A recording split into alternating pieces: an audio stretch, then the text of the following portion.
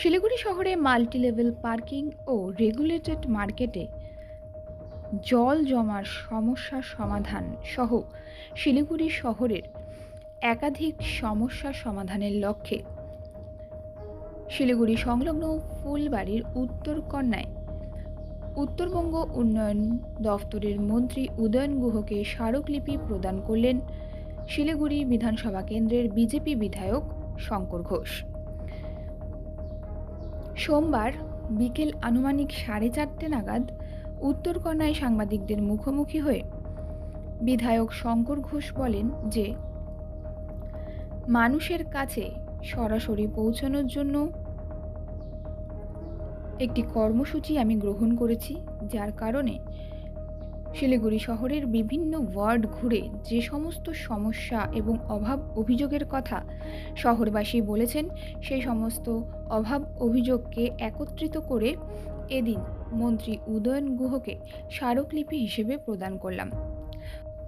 তিনি অবশ্য এও বলেন যে উদয়ন গুহ বলেছেন যে শিলিগুড়ি পুর নিগমের তরফে যে সমস্ত বিষয়গুলি তার কাছে এসেছে এবং বিধায়ক শঙ্কর ঘোষের স্মারকলিপিতে যে সমস্ত বিষয় রয়েছে তা একটু আলাদা।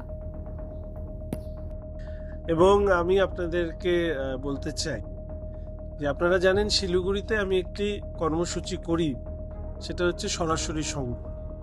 এবং সেই কর্মসূচি করতে গিয়ে শিলিগুড়ি শহরের আমার বিধানসভা কেন্দ্রের যে অঞ্চলে মানুষ আমাকে বিভিন্ন বিষয় নিয়ে তাদের অভাব অভিযোগের কথা বলেছেন, সেইগুলোকে লিখিত আকারে আমি বেশ কিছু word number 1, word number 2, word number 3, word number 5, word number 7, word number 8, word number 9, word number 18, word number 24, word number 28, word number 45, word number 46, word number 47, এই ওয়ার্ডগুলোর কিছু সমস্যা প্রাথমিকভাবে ওনার হাতে তুলে দিলাম।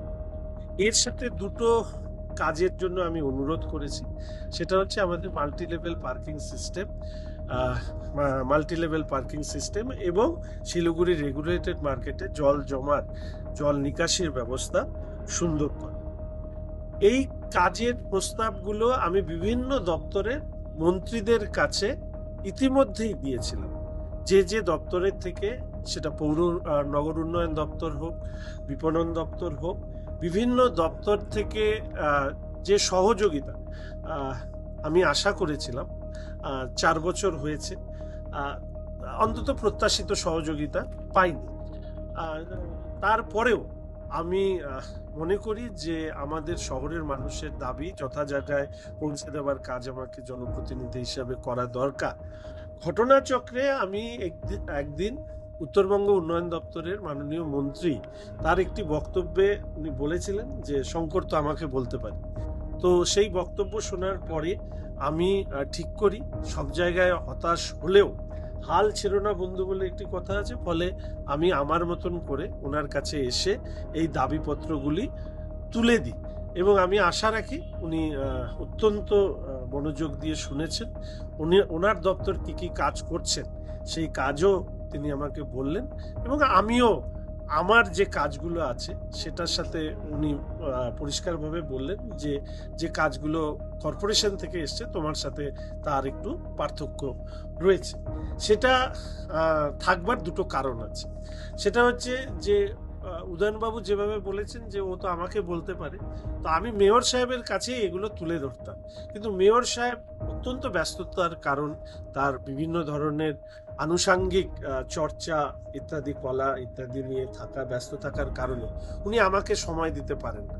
ফলে স্বাভাবিকভাবেই একজন মন্ত্রী হিসাবে উদয়নবাবু সময় দিতে চেয়েছিলেন, আমি তার কাছে এসেছি। আমি আশা করি যে মাননীয় মেয়র সাহেবের সাথে পরামর্শক্রমে এই কাজগুলো, যেটা মূলত হচ্ছে গরিব অঞ্চলের কাজ, আমাদের মাননীয় মেয়র সাহেব বড় গাড়ি নিয়ে ঘোরেন, ফলে স্বাভাবিকভাবে তার পক্ষে সমস্ত জায়গায় ঢোকা সম্ভব নয়।